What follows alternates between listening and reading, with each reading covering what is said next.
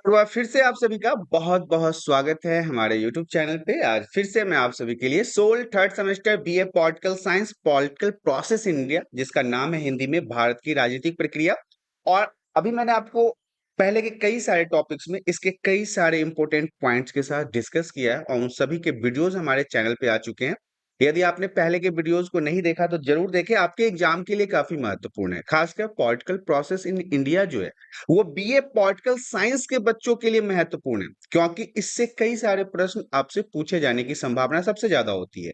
ये नया सिलेबस है और यदि आप इसके नोट्स को डाउनलोड करना चाहते हैं तो आप हमारे वेबसाइट lastdout.com के माध्यम से इन सभी चैप्टरों के नोट्स को डाउनलोड कर सकते हैं। तो यहाँ पे मैं आप सभी को बता दूं कि ऑलरेडी हमने चैप्टर 1 कर रखा है, जिसमें मैंने आपको औपनिवेशिक भारत में लोकतंत्रीकरण की प्रक्रिया के बारे में समझाया था, लोकतंत्र के आयाम के बारे में समझाया था, लोकतंत्र के आयाम में सामाजिक आयाम, आर्थिक आयाम, राजनीतिक आयाम के बारे में बताया था। इसके अलावा स्वतंत्रता पश्चात भारतीय राजनीति का आकार देने वाला काम कौन-कौन सा था। जब भारत आजाद हो गया उसके बाद, स्वतंत्रता के बाद आप कह सकते हैं, स्वतंत्रता के पश्चात का मतलब होता है कि आजादी के बाद के समय में ऐसे कौन-कौन से काम किए गए जिन्होंने हमारे राजनीति, भारत की राजनीति को, पॉलिटिक्स को आकार दिया, इनको सही किया, इनको एक स्तर पे लाया, प्रोसेस किया। तो ये चैप्टर 1 के जो वीडियोज है ना, वो 1 पार्ट में मैंने यूट्यूब पे रिलीज कर दिया है। सेकेंड चैप्टर में हमने आप सभी को संघवाद के बारे में पढ़ाया है। इंपॉर्टेंट है, 5 नंबर के लिए वेरी वेरी इंपॉर्टेंट है संघवाद। दूसरा है गठबंधन, तीसरा है राजनीतिक दल और चौथा है भारत की दलीय व्यवस्था। देखिए, ये जो संघवाद है ये आपने पहले भी पढ़ा था, क्लास 12th क्लास 11th में भी पढ़ा था, गठबंधन भी पढ़ा था, राजनीतिक दल के बारे में भी पढ़ा था, भारत की दलीय व्यवस्था के बारे में भी पढ़ा था। तो ये सारे टॉपिक ऑलरेडी चैप्टर 2 के जो है वो पार्ट बाय पार्ट रिलीज किए गए हैं। और चैप्टर 3 की अगर हम बात करें तो चैप्टर 3 में हमने अभी लास्ट वीडियो में भारतीय संविधान का 73वां और 74वां संशोधन बताया था और ये भी बताया था कि VVI है, वेरी वेरी इंपॉर्टेंट रहेगा आपके एग्जाम के लिए। चैप्टर 3 का ये पहला पॉइंट था। आज हम बात करेंगे चैप्टर 3 का सेकेंड पॉइंट, जिसका नाम है लोकतांत्रिक विकेंद्रीकरण का प्रभाव। यहाँ पे आपको विकेंद्रीकरण पे ज्यादा फोकस करना पड़ेगा, क्योंकि विकेंद्रीकरण है और खासकर डेमोक्रेसी के अगर विकेंद्रीकरण की बात करें तो वो भी आपके इस चैप्टर के लिए महत्वपूर्ण है। जैसे कि मैंने आपको 73वां और 74वां संविधान संशोधन बताया था कि ये VVI है, ऐसे ही लोकतांत्रिक विकेंद्रीकरण जो है और इसका प्रभाव जो है ये भी VVI है, वेरी वेरी इंपॉर्टेंट रहेगा। तो आइए आज हम शुरुआत करते हैं चैप्टर 3 के सेकेंड पॉइंट, जिसका नाम है लोकतांत्रिक विकेंद्रीकरण का प्रभाव। सबसे पहला पॉइंट हमारा कहता है लोकतांत्रिक विकेंद्रीकरण। देखिए, मैंने इस स्लाइड में आपके लिए इमेज को ऐड किया है, जिसमें आपको डेमोक्रेसी दिख रहा होगा। ये हमारा डेमोक्रेसी है। डेमोक्रेसी का मतलब ही होता है जनतंत्र, लोकतंत्र। तो यहाँ पे अगर हम लोकतांत्रिक विकेंद्रीकरण को बाद में डिस्कस करेंगे, सबसे पहले अगर हम लोकतंत्र को समझे तो लोकतंत्र एक ऐसा माध्यम है जिसमें जनता के द्वारा मत देके अपने प्रतिनिधि और जनप्रतिनिधि का चुनाव किया जाता है। और ये चुने गए जनप्रतिनिधि जो होते हैं वो राज्य में और केंद्र में सरकार का निर्माण करते हैं। तो मुख्य रूप से यहाँ पे समझाने का अर्थ यही है कि घूम फिर के बात किस पे आता है, जनता पे आता है। जनता सबसे प्रमुख मानी जाती है, जनता सर्वोपरि मानी जाती है। जनता का चुनाव और जनता का जो मत होता है वही भारत के सरकार का निर्माण करता है। तो यहाँ पे ये डायग्राम, मतलब आप कह सकते हैं इमेज जो दिख रहा है, इसमें मैंने सिर्फ यही बताने के लिए आपको बताया है कि ये मत है, ये आम जनता का ये सब जो है वो मत है, जो वोट देके अपने प्रतिनिधि और जनप्रतिनिधि का चुनाव करते हैं। तो यही हमारा डेमोक्रेसी है। अब हम आगे की स्लाइड में बढ़ते हैं। सबसे पहले हम विकेंद्रीकरण को समझते हैं कि विकेंद्रीकरण होता क्या है, क्योंकि अगर हम लोकतांत्रिक विकेंद्रीकरण की बात कर रहे हैं तो इसमें विकेंद्रीकरण इंपॉर्टेंट पॉइंट होगा, क्योंकि लोकतंत्र के बारे में तो हम क्लास 6 से पढ़ते आ रहे हैं। क्लास 6 से हम डेमोक्रेसी को समझते आ रहे हैं, डेमोक्रेसी के बारे में पढ़ते आ रहे हैं और ये प्रतिनिधियों के चुनाव के बारे में पढ़ते आ रहे हैं। तो लोकतांत्रिक विकेंद्रीकरण महत्वपूर्ण है, इंपॉर्टेंट है, खासकर ऐसे देशों में, ऐसे समाज में, ऐसे सरकार में जहां पे डेमोक्रेसी है, वहां पे विकेंद्रीकरण मौजूद है, क्योंकि यह स्थानीय समुदायों को सशक्त बनाता है। आपको लास्ट वीडियो में मैंने आपको क्या बताया था, 73वां संविधान संशोधन और 74वां संविधान संशोधन। उसमें मैंने आपको क्या बताया था कि 73वें संविधान संशोधन में जो ग्राम होता है, जो गांव होता है, जो कस्बा होता है, उसके लिए ये संशोधन किया गया था कब? 1992 में। लेकिन अगर हम 74वें संशोधन की बात करते हैं तो वो 1994 में किया गया था। और उसमें ग्राम की बात नहीं थी, कस्बों की बात नहीं थी, गांव की बात नहीं थी, उसमें मैंने शहरों की बात किया था, नगर निगम की बात किया था। तो ये विकेंद्रीकरण क्या है? ये लोकतंत्र में विकेंद्रीकरण होता क्या है? तो लोकतंत्र में विकेंद्रीकरण जो है वो स्थानीय समुदायों को सशक्त बनाता है, मजबूत बनाता है। ये जो 73वां और 74वां संविधान संशोधन हुआ था, उसी का अगला पॉइंट हमारा लोकतांत्रिक विकेंद्रीकरण पढ़ने के लिए इसलिए दिया गया है ताकि इन पॉइंट्स को हम अच्छे से समझ सके। तो यहाँ पे जो लोकतंत्र का विकेंद्रीकरण है वो क्या करता है कि जो स्थानीय शासन होता है, चाहे देखिए यहाँ पे मैं किसी ग्राम की बात नहीं कर रहा, किसी शहर की बात नहीं कर रहा, मैं दोनों जगह की बात कर रहा हूँ। मैं यहाँ पे 73वें संविधान संशोधन और 74वें संविधान संशोधन दोनों के बारे में बता रहा हूँ। तो दोनों जगह के लिए जो स्थानीय शासन होता है, जैसे गांव की अगर हम बात कर लें तो मुखिया, सरपंच, पंचायत समिति, जिला पार्षद, कल ही के लास्ट वीडियो में मैंने आपको बताया था। ऐसे ही शहर में मेयर होता है, नगर निगम होता है, नगर पालिका होता है। तो इनका भी बंटवारा मैंने आपको बताया था, घनी आबादी वाला, मध्यम आबादी वाला और कम आबादी वाले के अनुसार इन सब चीजों को बांटा जाता है। तो यहाँ पे आप याद रखिए कि लोकतांत्रिक विकेंद्रीकरण का अर्थ सिर्फ और सिर्फ स्थानीय शासन को सशक्त, मजबूत बनाने के लिए किया जाता है। नागरिक भागीदारी और जवाबदेही को बढ़ाता है। इसमें जो आम नागरिक होता है, जो जनता होता है, जो पब्लिक होता है, उसकी भागीदारी बढ़ती है। वो इसमें बढ़ चढ़कर हिस्सा लेते हैं, उनकी जवाबदेही बढ़ती है, उनका रिस्पॉन्स बढ़ता है, उनके कार्य बढ़ते हैं। तो ये लोकतंत्र का विकेंद्रीकरण है। कुशल सेवा वितरण को बढ़ावा देता है तथा स्थानीय विकास और समावेशिता को बढ़ाता है।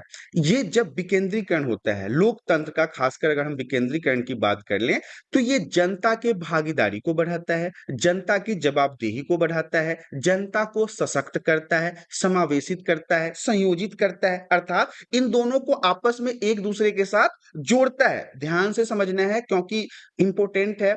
और जो चीजें आपको समझ में जल्दी नहीं आ रही है, आप समझिए कि वही एग्जाम में आने वाला है। जो चीजें आपको समझ में आ गई बहुत आसानी से, आप समझ लो कि वो एग्जाम में नहीं आने वाला है। एग्जाम में वही आएगा जो आपको समझ में नहीं आ रहा है, जिसे समझने में आपको परेशानी हो रही है।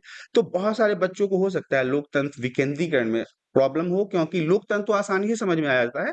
और अगर आपने 73वां और 74वां संविधान संशोधन नहीं पढ़ा तो आपको परेशानी हो सकती है। इसलिए सबसे पहले आप 73 और 74 जो संविधान में संशोधन हुआ, कौन कौन सी चीजों को जोड़ा गया है, 73वें में क्या कहा गया है, 74वें में क्या कहा गया है, कब कब हुआ है, इन सारे पॉइंट्सों को आपको जानना जरूरी है। तो ये हमारा लोकतंत्र विकेंद्रीकरण है। देखिए यहाँ पे भी मैंने एक इमेज ऐड किया है, एक बूढ़ी माता जी हैं और इनके सर पे आपने तिरंगा का वो देखा होगा। ये क्या दर्शाता है? ये दर्शाता है भागीदारी का। हम जो मतदान करते हैं, हम जो वोट करते हैं, हम जो अपने प्रतिनिधि और जनप्रतिनिधि का चुनाव करते हैं, चाहे वो विधायक, सांसद कोई हो, जो हमारे लिए राज्य और केंद्र में सरकार बनाता है, तो वो भी क्या है? जनता की भागीदारी ही है कि जनता बढ़ चढ़कर मतदान की प्रक्रिया में अपना भाग लेता है। तो ये भी एक जनता की जवाबदेही भी है और भागीदारी भी है।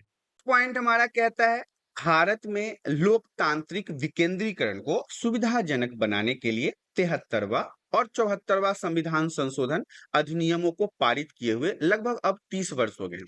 देखिए मैंने अभी आपको पहले वाले स्लाइड में ही बताया था कि इन पॉइंटों को समझने के लिए आपको भारत के संविधान में हुए 73वें संशोधन और 74वें संशोधन को समझना जरूरी है, क्योंकि ये संशोधन जो है वो भारत के लोकतांत्रिक विकेंद्रीकरण को आसान बनाया है, सजग बनाया है। और अभी वर्तमान में मैंने आपको बताया था कि 1992 में एक संशोधन हुआ था जो 73वां था और 1993 में 74 हुआ था। तो लगभग लगभग 30-32 साल हो गए इसके संशोधन हुए। और अभी इस दिशा में अगर हम बात करें लोकतंत्र के विकेंद्रीकरण की, तो वास्तविक जो प्रोसेस है, जो इसका सिस्टम है, वो बहुत कम हो गया। मतलब पहले की तरह अभी लोकतांत्रिक विकेंद्रीकरण का महत्व बहुत ज्यादा देखने को नहीं मिल रहा है, क्योंकि वास्तविक दुनिया में अगर आप देख रहे तो इतने सारे प्रॉब्लम्स हैं, खासकर जब ये पेंडेमिक हुआ है इसके बाद तो बहुत सारी चीजों के अंदर स्थिरता आ गई है। मतलब वो स्टॉप हो गया है। बहुत सारे ऐसे नीति, नियम, कानून, बहुत सारे ऐसे प्रोग्रेस, बहुत सारे ऐसे डेवलपमेंट जो इसके बाद बिल्कुल रुक सा गया है। तो आपको ये बात समझना है कि जो लोकतांत्रिक विकेंद्रीकरण है उसको समझने के लिए आपको संविधान का 73वां संशोधन और 74वां संशोधन समझना महत्वपूर्ण है। लोकतंत्र का अर्थ है सत्ता का विकेंद्रीकरण। ध्यान से समझिएगा कि लोकतंत्र अर्थात डेमोक्रेसी का मतलब ही होता है सत्ता का विकेंद्रीकरण और लोगों को अधिक से अधिक शक्ति प्रदान करना, खासकर स्थानीय स्वशासन को विकेंद्रीकरण एवं सहभागी लोकतंत्र के साधन के रूप में देखा जाता है। ध्यान से समझिएगा, लोकतंत्र का मतलब, डेमोक्रेसी का मतलब होता है विकेंद्रीकरण, और विकेंद्रीकरण का मतलब है कि लोगों के हाथ में अधिक से अधिक पावर देना। लेकिन ये कौन से लोग हो सकते हैं? ये लोग हो सकते हैं स्थानीय स्वशासन के प्रतिनिधि, जिनका चुनाव जनता के द्वारा होता है, चाहे वो शहर में हो या फिर वो गांव में हो। लेकिन ध्यान रखना है कि पावर जो है, विकेंद्रीकरण जो है, इन्हीं स्थानीय स्वशासन के प्रतिनिधियों के हाथ में आएगा, जो लोकतंत्र के साधन के रूप में देखा जाता है, मतलब एक प्रकार का इसका सहयोगी के रूप में देखा जाता है। ये जो विकेंद्रीकरण है, ये कहीं ना कहीं डेमोक्रेसी को हेल्प करता है, मदद करता है। लोकतांत्रिक विकेंद्रीकरण का प्रभाव सामाजिक भी हो सकता है, आर्थिक भी हो सकता है, राजनीतिक भी हो सकता है, इन सभी क्षेत्रों में महत्वपूर्ण है। लोकतंत्र विकेंद्रीकरण का प्रभाव अगर आपसे पूछा जाए तो याद रखिएगा, विकेंद्रीकरण का प्रभाव जो है वो सामाजिक भी हो सकता है, सामाजिक स्तर पे हो सकता है, आर्थिक स्तर पे हो सकता है, राजनीति के क्षेत्रों में, पॉलिटिक्स के क्षेत्रों में हो सकता है। अगर लोकतंत्र के विकेंद्रीकरण की बात हो रही है तो इसका प्रभाव, इफेक्ट जो है वो आर्थिक जगहों पे देखा जा सकता है, सामाजिक जगहों पे देखा जा सकता है, राजनीतिक जगहों पे देखा जा सकता है, और इन सभी क्षेत्रों में विकेंद्रीकरण जो है वो बहुत महत्वपूर्ण है।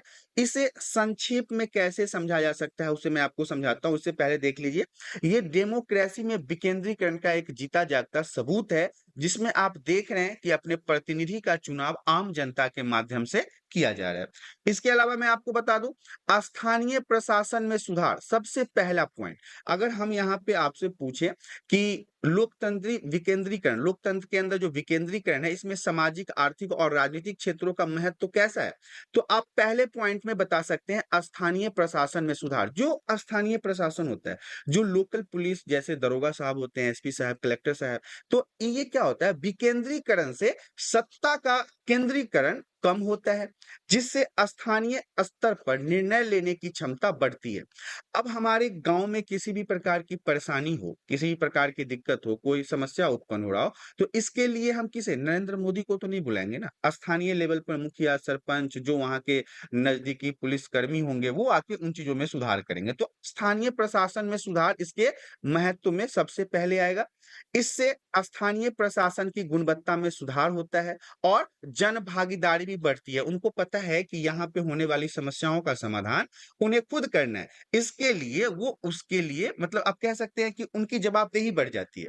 जो स्थानीय स्वशासन होता है, चाहे वो मुखिया, सरपंच, पंचायत समिति, जिला पार्षद, पंच हो जाए या फिर वहां के नजदीकी पुलिसकर्मी हो जाए, उनकी भागीदारी बढ़ जाती है, उनकी जवाबदेही बढ़ जाती है कि वहां पे होने वाली परेशानियों का सामना उन्हें खुद करना पड़ेगा। नेक्स्ट पॉइंट हमारा कहता है जनता की भागीदारी। अब जनता की भागीदारी के बारे में देख लेते हैं। लोकतांत्रिक विकेंद्रीकरण के तहत नागरिकों को निर्णय लेने की प्रक्रिया में शामिल किया जाता है। ये तो हम सभी को पता है कि डेमोक्रेसी का मतलब ही यही है कि जनता अपने माध्यम से जनप्रतिनिधि का चुनाव करेगा, वोट देके अपने जनप्रतिनिधि का चुनाव करेगा, तो इसमें जनता की भागीदारी बढ़ जाती है। विकेंद्रीकरण में क्या होता है, जो नागरिक होते हैं वो इसमें बढ़ चढ़कर भाग लेना शुरू कर देते हैं। इससे लोगों में जागरूकता बढ़ती है और उनके अधिकारों का पालन होता है। उनके अधिकारों का पालन होता है कहने का मतलब है, जब जनता बढ़ चढ़कर लोकतंत्र के, डेमोक्रेसी में अपना हिस्सेदारी लेता है, मतदान करता है, अपने प्रतिनिधियों को चुनता है, तो ऐसे में फिर उनके निर्णय लेने की क्षमता में विकास होता है। लोगों की जागरूकता बढ़ती है कि हम किस प्रकार के सरकार का निर्माण कर रहे हैं या फिर करना चाहते हैं। उनके अधिकारों का पालन होता है, क्योंकि मत देना मौलिक अधिकार, बहुत सारे तो अधिकार है ना आम आदमी के पास, तो उनके अधिकारों का यहाँ पे पालन होता है। तो जनता की भागीदारी जो है वो दूसरे नंबर पे आएगा। नंबर थर्ड हमारा कहता है सामाजिक न्याय। अब हम सामाजिक न्याय के बारे में जान लेते हैं। समाज के अंदर होने वाली समानता, न्याय, निष्पक्ष होना चाहिए। विकेंद्रीकरण के माध्यम से निचले स्तर तक संसाधनों और सेवाओं की पहुंच सुनिश्चित होती है। आपने कई बार पॉलिटिकल साइंस में पढ़ा होगा कि ये जो हमारा सिस्टम है, इसमें संसाधनों का बंटवारा समान रूप से नहीं होता। समान रूप से संसाधनों को नहीं बांटा गया है। अमीर आदमी और अमीर, गरीब आदमी और गरीब होता जा रहा है। लेकिन जो विकेंद्रीकरण है, जो डेमोक्रेसी का विकेंद्रीकरण है, जो हमारे जनतंत्र का विकेंद्रीकरण है, इसमें सामाजिक न्याय के माध्यम से जो निचले स्तर के लोग हैं, जो पिछड़ी जाति के लोग हैं, पिछड़ी जनजाति के लोग हैं, ओबीसी हैं, एससी हैं, एसटी हैं, उन सभी तक ये संसाधन और सेवाओं पहुंचता है। इससे समाज के जो कमजोर वर्ग हैं, जो पद दलित हैं, जो निचले स्तर पे हैं, उनको अधिक लाभ प्राप्त होता है और असमानता में कमी आती है। मतलब ये समाज में स्तरीकरण है, ऊंच नीच, अमीर गरीब, छुआछूत, इन सभी चीजों में भी सामाजिक न्याय के माध्यम से कमी देखी जाती है। नेक्स्ट पॉइंट हमारा कहता है राजनीतिक स्थिरता। राजनीतिक स्थिरता से आप क्या समझते हैं? तो जब सत्ता का विकेंद्रीकरण होता है तो स्थानीय नेतृत्व को प्रोत्साहन मिलता है। ये बात ध्यान से समझिएगा, ये वही फिर से आ गई बातें 73वां और 74वां संविधान संशोधन। जब विकेंद्रीकरण होता है, जब सत्ता का, पावर का, पॉलिटिक्स का विकेंद्रीकरण होता है तो स्थानीय नेतृत्व को प्रोत्साहन मिलता है। मुखिया, सरपंच, पंचायत समिति, जिला पार्षद, पंच, सरपंच, वार्ड मेंबर, ये गांव के लिए। और शहरों में भी होता है मेयर, उपमेयर, तो इन सभी चीजों को इसमें प्रोत्साहन देखने को मिलता है। इससे राष्ट्रीय और क्षेत्रीय स्तर पर राजनीति की स्थिरता बढ़ती है। जब लोग काफी होंगे तो लोगों को कंट्रोल करने में सुजगता होगा, आसानी होगा। तो ऐसे ही कुछ बातें राजनीतिक स्थिरता में विकेंद्रीकरण को लेके जानना था। पॉइंट हमारा कहता है आर्थिक विकास। अब आर्थिक विकास से आप क्या समझते हैं? विकेंद्रीकरण के माध्यम से स्थानीय स्तर पर आर्थिक गतिविधियों को बढ़ावा मिलता है। ध्यान से समझिएगा, विकेंद्रीकरण, पावर को जब लोगों के हाथ में दिया जाता है, जब स्थानीय स्वशासन को स्वायत्तता दी जाती है, जब स्थानीय स्वशासन को वित्त के द्वारा पैसे प्रदान किए जाते हैं, तो आर्थिक विकास होता है, डेवलपमेंट होता है, सड़कें बनवाई जाती है, तालाबें बनवाई जाती है, मतलब अस्पताल बनवाया जाता है, लोगों के स्वास्थ्य पे ध्यान दिया जाता है। स्थानीय आवश्यकताओं और संभावनाओं के अनुसार योजनाओं को लागू करने से आर्थिक विकास को गति मिलता है। कई प्रकार की ऐसी योजनाएं आती हैं जिससे आम जनता को वहां पे काफी फायदा मिलता है, जिससे आम जनता की गतिविधियों को अग्रसर किया जाता है। उनके लिए अस्पताल, उनके लिए फ्री दवाइयां, उनके लिए राशन, उनके लिए मिट्टी तेल, चीनी, ये सारी चीजें, कपड़े, ये दवाइयां, ये सारी चीजें प्रदान करके उनके आर्थिक विकास करने में उनकी मदद की जाती है स्थानीय स्वशासन के माध्यम से। तो ये जो योजना मैं बोल रहा था, ये जो योजना सब है, ये क्या करता है? उनके विकास में गति लाता है। नेक्स्ट पॉइंट हमारा कहता है भ्रष्टाचार में कमी। जब सत्ता का विकेंद्रीकरण होता है, जब सत्ता के पावर को स्वशासन के पास, स्थानीय प्रशासन के पास आता है, तो करप्शन में भी कई बार कमी देखने को मिलता है। तो सत्ता का दुरुपयोग करने वाले लोग और भ्रष्टाचार करने वाले लोगों की संभावना यहाँ पे कम आ जाता है। जब नेताजी वगैरह जब करप्शन करने लगते हैं, भ्रष्टाचारी बनने लगते हैं, ये आपको इमेज दिखाई दे रहा होगा, ऊपर से हाथ मिला रहे हैं और नीचे से पैसे कैसे घूस के रूप में ले रहे हैं, तो ये करप्शन ही है। तो अगर हम विकेंद्रीकरण करते हैं लोकतंत्र में, तो भ्रष्टाचार में भी कमी आता है, करप्शन में भी कमी आता है। स्थानीय स्तर पर निर्णय लेने की पारदर्शिता बढ़ती है। जो भी नियम है कि हमने ये काम किया, उसे वहां बोर्ड पे लगा के बताना, जनता को बताना, कितनों को घर मिला, कितने को चापाकल मिला, कितने को आवास मिला, कितने को टॉयलेट मिला, इन सभी चीज का लिस्ट जो है ना, वो स्थानीय स्वशासन को बताना पड़ता है आम जनता को। ये नहीं कि पैसा आया, खा गए और बोले कि हाँ बांट दिया, ऐसा सीन नहीं होता। इससे क्या होता है? भ्रष्टाचार पर अंकुश लगाया जा सकता है, करप्शन को कम किया जा सकता है। ये महत्वपूर्ण पॉइंट है भ्रष्टाचार, क्योंकि आज के समय में आपको पता है कि भारत में लगभग लगभग हम मुझे तो मैं ऐसा लगता है 99% नेता ऐसे हैं जो भ्रष्टाचारी हैं, जो बिना खाए पिए मानते नहीं है, उनको अपने बैंक भरने से उनको समय ही नहीं मिलता। तो ये सारी चीजें जो हैं वो इंपॉर्टेंट है कि हाँ, अगर हम विकेंद्रीकरण करते हैं डेमोक्रेसी में, लोकतंत्र में, तो यहाँ पे भ्रष्टाचार जो है, करप्शन जो है, घूसखोरी जो है, ये लूट खसोट जो है, वो कम होता है। ये बात वास्तविक है, होता है।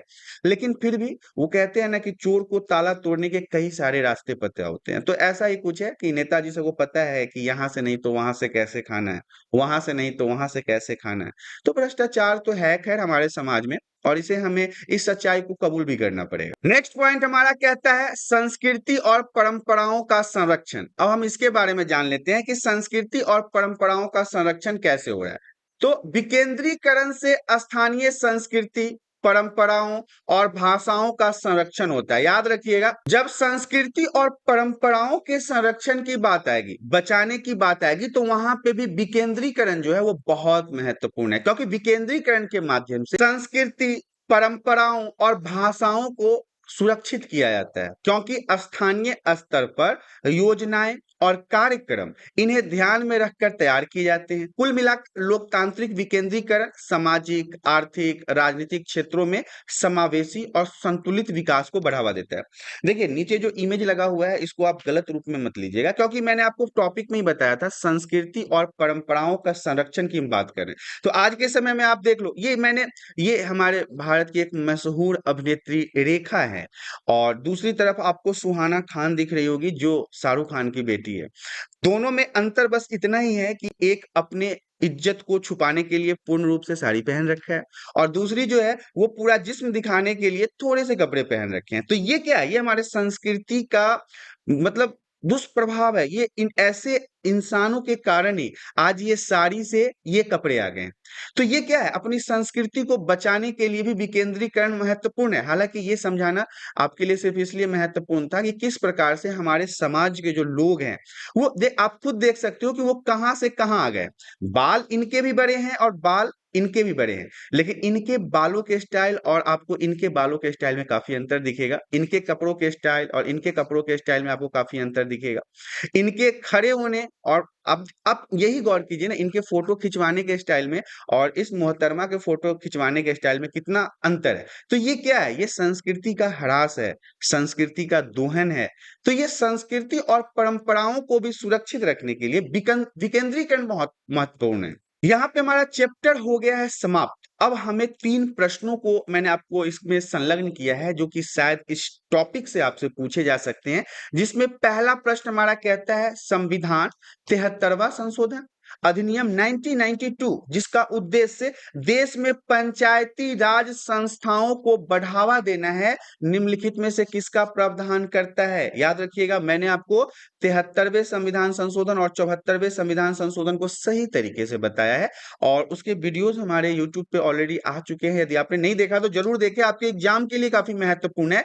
तो यदि प्रश्न आपको कहता है कि इसमें से किसका प्रावधान है, तो आप बताइएगा। सबसे पहले तो सी होगा, राज्य वित्त आयोग की स्थापना, ये मैंने आपको बताया था। दूसरा, इसमें बी भी होगा, क्योंकि राज्य चुनाव आयोग भी इसमें महत्वपूर्ण भूमिका निभाता है। क्योंकि मैंने आपको 73वें और 74वें संविधान संशोधन के बारे में जब पढ़ा रहा था तो मैंने बताया था कि यह पंचायत के चुनावों के में भी जो जनप्रतिनिधि होंगे उनका चुनाव हर एक 5 साल पे होगा, और उस चुनाव को करवाने का काम पंचायत चुनाव या फिर राज्य चुनाव आयोग का होगा, और राज्य वित्त आयोग जो है वो उनको उस कार्य के लिए पैसे देंगे। तो ये इंपॉर्टेंट प्रश्न था। दूसरा प्रश्न हमारा कहता है पंचायती राज व्यवस्था का मूल उद्देश्य निम्नलिखित में से किसे सुनिश्चित करना है?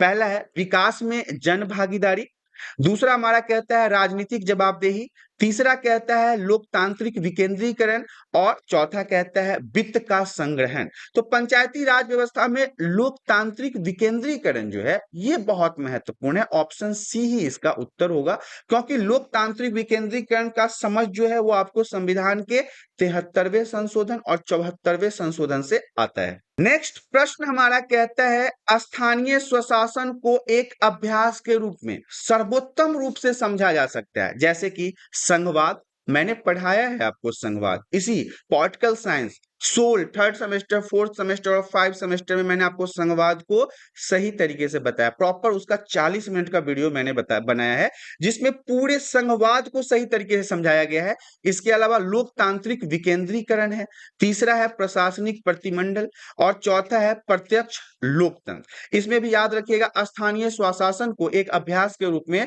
सर्वोत्तम रूप से समझने के लिए ऑप्शन बी जो है लोकतांत्रिक विकेंद्रीकरण ही इंपॉर्टेंट होगा। और ये तीनों प्रश्न जो है वो यूपीएससी 2018 में पूछा गया, 2018 में ये तीनों प्रश्न पूछे गए थे यूपीएससी के एग्जाम में।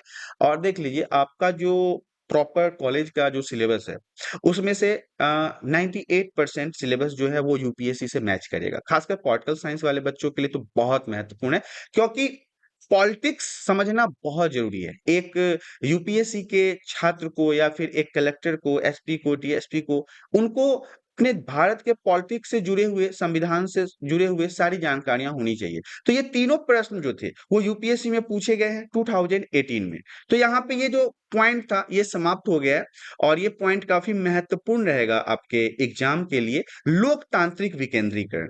अब इसका वीडियो आने के बाद जो नेक्स्ट टॉपिक है उसका वीडियो आएगा। उससे पहले मैं आपको बता दूं, यदि आपको जानकारी पसंद आती है तो वीडियो को लाइक कर दें, चैनल पे पहली बार आए तो चैनल को सब्सक्राइब करें ताकि इसी प्रकार के एजुकेशनल वीडियो आपको हमेशा प्राप्त होता रहे। आज के लिए इतना ही, धन्यवाद।